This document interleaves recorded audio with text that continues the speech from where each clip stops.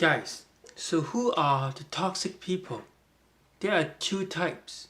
One is external, the others are the ones that are posing as your friend or they are your family, like related by blood. So the external ones are the easiest. Like they might be the bullies in the hallway, they're trying to put you in the locker. So what you need to do is to do push-up, go to the gym. Every time they bully you, take a private boxing lesson. And then eventually, maybe in 2 years, if you're a hard case, if you're like a hard case weakling, right? In 2 years, you will have enough courage, probably, to stare at his neck as you talk to them, assuming you're smaller, right? Stare at the neck, like here, and then give them a warning, stop. You guess what? They will be scared. I did that to someone who is a martial artist. I confront this person. I confront people like half a head above, like taller than me, or like a martial art champions. No problems, as long as you know that you are in the right. Sometimes it's very obvious, like you just have to stay away from them or confront them in public. Then it will shut them up. But the most difficult ones are the ones who are your friend or people who care about you, right? So when you were still children, a child, when you were weak, your parents, could be your uncle, auntie, they are the ones who get you hard. So the toxic thing is they make you feel inadequate, but usually they feel really good about themselves. Here's the thing, like they're very sure about themselves, but they don't want you to feel good just like they feel good about themselves. They're like narcissists. Or people who make empty promise to lure you in, appeal to your imagination to get through the door. Usually they are friends, right? They give you like imagination, they stimulate your imagination, they talk, they're usually talker. But at some point they will start sabotage you by giving you some criticism that's not concrete. This is a very non-specific. Like you wouldn't know where this criticism come from, like based on a specific behavior or something that you said. They will never review it, but they will throw out some accusation, have some emotional outburst, things like that. Usually they suck at demonstrating or setting up a good example of what you should be doing instead, but they will throw out some accusation that create a loose end. This is a very important concept. Toxic people would get in the door, create loose end, so that you will seek validation, that you will feel like you're incomplete, that they hold the answer and you don't. So all the time it will be at the back of your mind, and gradually it will create more and more knot in your head. Like it eventually become a huge maze that you can never get out of, right? Like, oh, how come these people never talk to me? Like, is there something that I did wrong? Or he said this about me, she said this about me. These are the things that you could never instantly like receive any clarity on. Like a good friend would model a behavior that you can emulate and learn from. A good friend, if they do criticize you, they give you specific example, and they will admit they were wrong if they were being unfair to you. Yeah, it's usually very easy if a good person is criticizing you, but toxic people, they like to get inside your head and create a lot of cliffhanger Like drama require cliffhanger, right? Otherwise you won't keep watching. So the sole purpose of toxic people is first grab your attention, get inside the door, get inside your head, sabotage you by creating a mind maze so that you can never get out of it, and develop a voice inside your head that sounds like them. This is what they want. They want you to remember them. They want to create bad emotion inside you, because negative feeling is addictive. They want you to be addicted to the feeling they create, because somehow it will create an entanglement, right? It create a bonding, traumatic bonding, some sort of like Stockholm syndromes. Stockholm syndrome is when they hold you hostage over a period of time. Now you're bonded to them, right? And there's less room for good people. In fact, over time, as you develop a mind that is similar to theirs through this bonding, right? Like for example, they make you angry all the time, and this anger will develop some brain pathway, and now a lot of percentage of your brain is devoted to anger. Once it's developed, it will seek to survive. And how does that part of the brain that is powering anger seek to survive? Is by driving you toward seeking out more episode and people and drama that makes you more angry.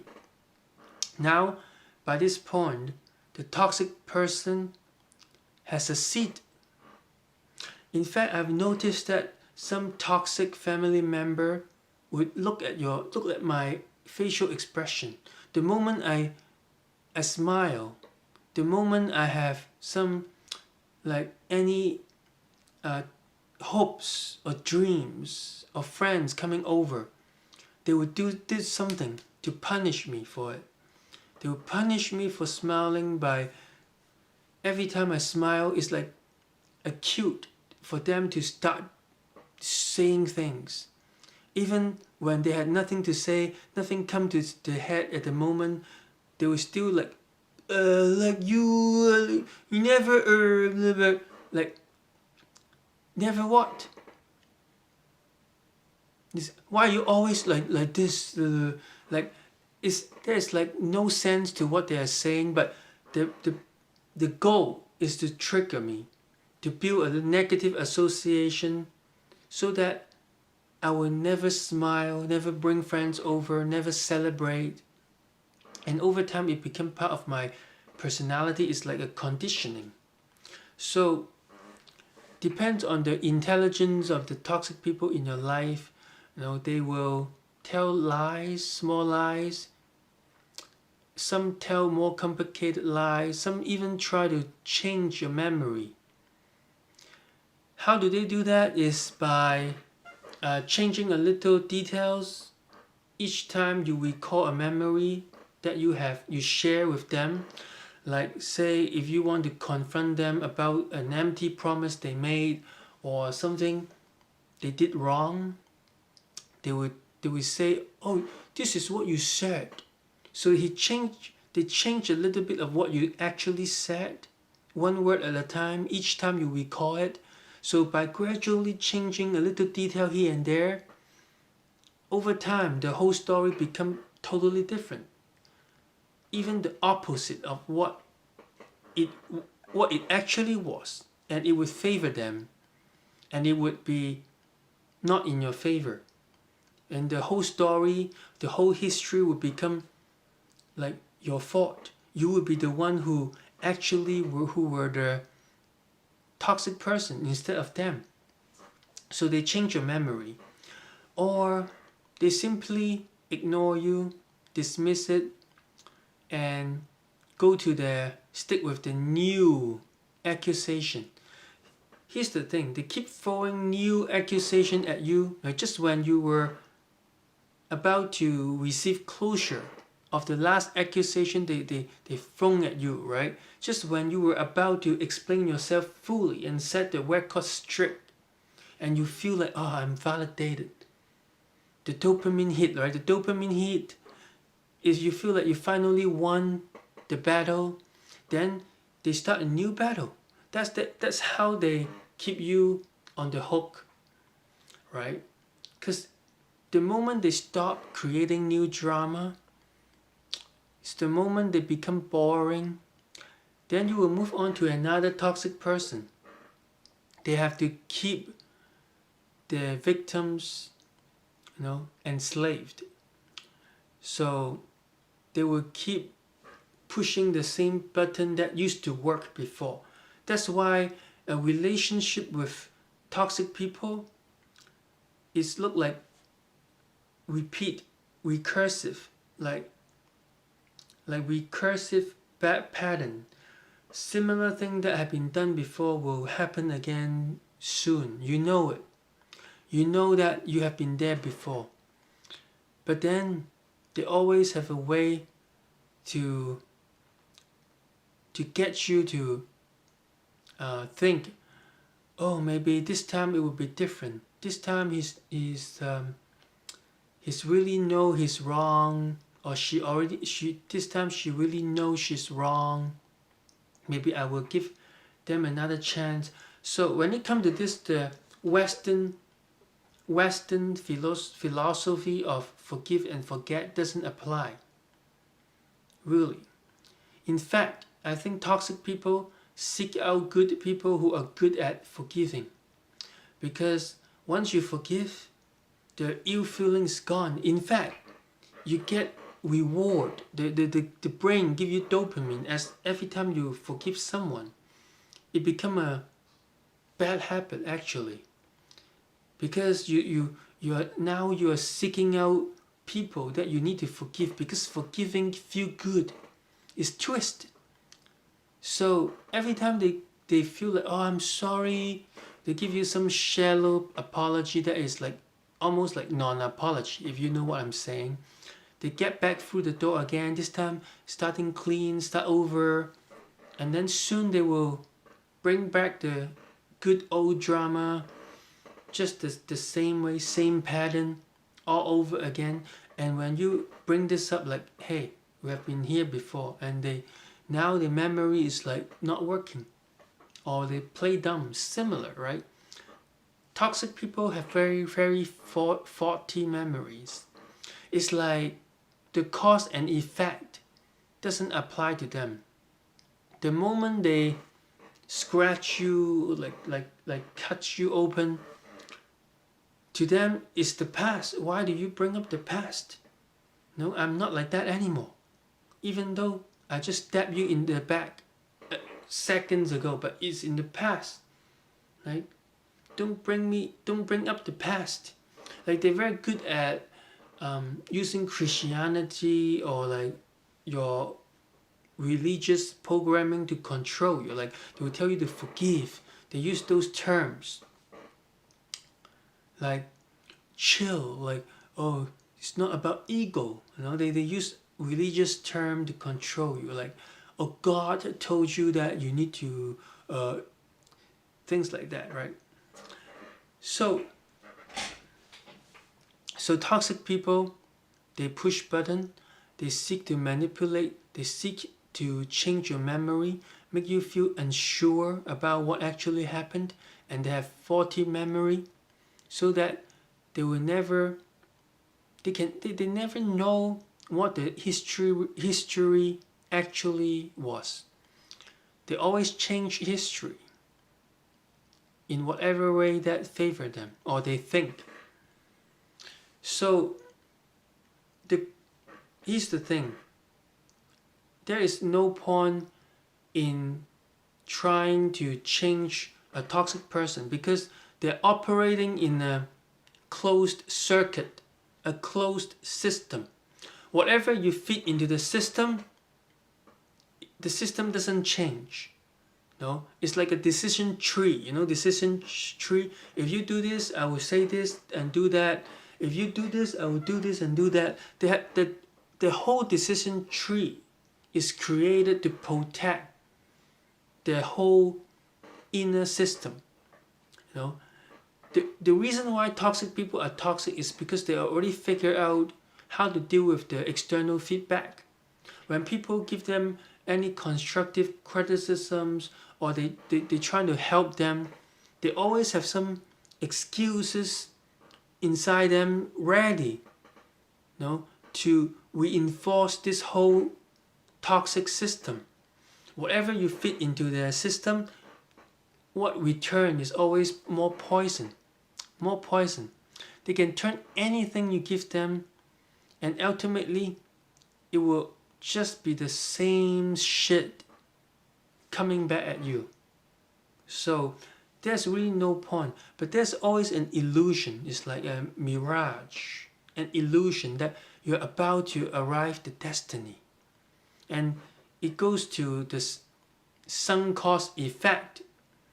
Sunk cost effect is when you have lost a lot of money, you have invested a lot of resource in certain thing, it'd be more tempting to keep investing because you have already invested so much. So this is what happens when you deal with toxic people. It's a quagmire, it's a black hole. It would take up infinite amount of your time, energy, and resources. That's why the only people who deal with toxic people successfully is the kind of people who are like stone cold. Either they are very strong meditator, like they meditate a lot, so they know how to ignore, or they are very stubborn people who rely on their intuition. Like the moment they see a toxic person, once they decide this person is up to no good, then they move on. So sadly, this is the only way you can handle a toxic people and come out winning. They are so good at what they do. There's no point for you to try to fix them, try to wake them up.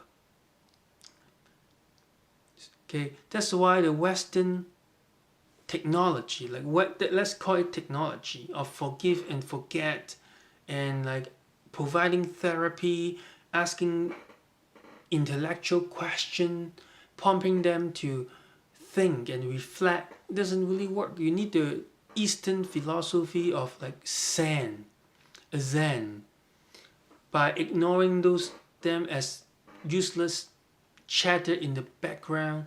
Like when they text you, you block them. When they trying to reach you through all sort of ways like email, social media, you see them but you don't feel anything. Can you do that?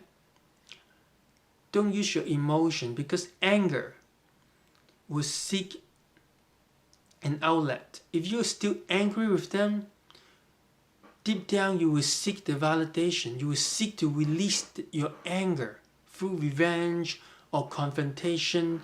Guess what? There will always be the need to say the last word.